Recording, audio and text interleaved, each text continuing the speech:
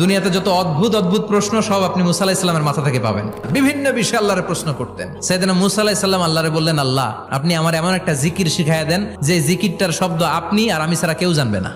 দিনে রাতে সব সময় এই জিকির আমি করব, আপনারে ডাকবো, কিন্তু শর্ত হলো এই জিকিরটা জানবে শুধু আপনি আর জানবো শুধু আমি। আল্লাহ বললেন, মুসা পড়ো লা ইলাহা ইল্লাল্লাহ।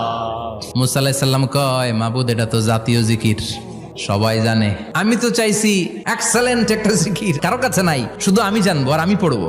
আল্লাহ বললেন, মুসা এই লা ইলাহাকে যদি এক পাল্লায় রেখে দাও, তাম বিশ্ব, 7 আকাশ 7 জমিনটারে তুলে যদি তুমি আরেক পাল্লায় রেখে দাও, লা রাজাহাত কাফাতু লা ইলাহা ইল্লাল্লাহ, মুহূর্তের মধ্যে লা ইলাহার পাল্লা ভারী হয়ে যাবে।